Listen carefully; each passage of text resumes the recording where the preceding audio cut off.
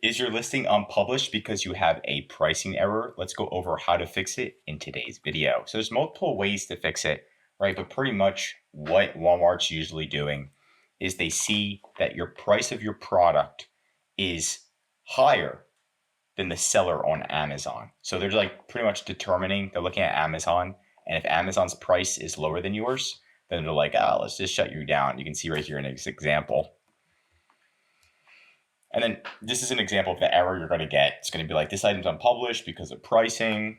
Nice, right? But the first thing that you can do is just edit your listing. So go into your listing and then click the edit button, right? Just like we're doing right here, edit, and then go down into your pricing and edit your pricing, right? Whatever price you want it to be. I would drop it by like $1, see if that works. Wait like an hour and see if that activity feed gets pushed through. I would do that like 5 times in a row. All right, so just do like 5, edit, edit, edit, and then just wait an hour. And then you know you did it 5 times, it still didn't work. All right, something's wrong. This way, if you just change it right here, it usually doesn't work, right? So just keep that in mind. There's also a pricing tab. Okay, so you can go to the pricing tab right here.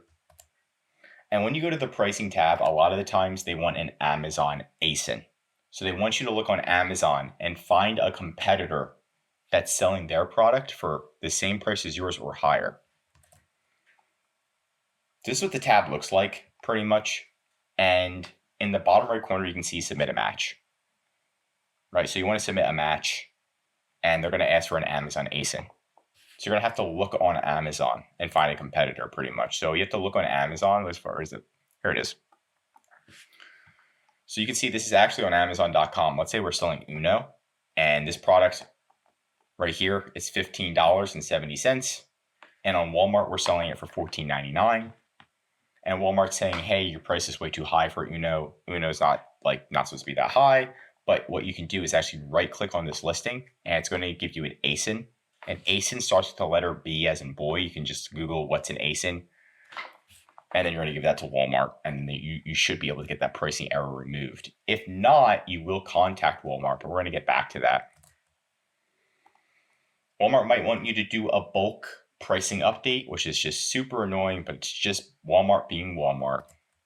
And in order to do that, we're going to go to the same exact page we were just on, but instead you're going to go all the way to the right, and you're going to click update price. And that's going to make you do a bulk update pricer. Right? There's also a Repricer tool. See this above it? There's add to Repricer. So that's another way. So I'm telling you so many ways right now. So we're kind of just like figuring out what's going to work best. If the update price bulk update doesn't work, you can then go to the update Repricer.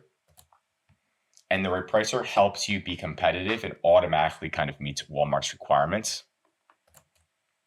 And then you can see how it works. I do have so we have a listing right here.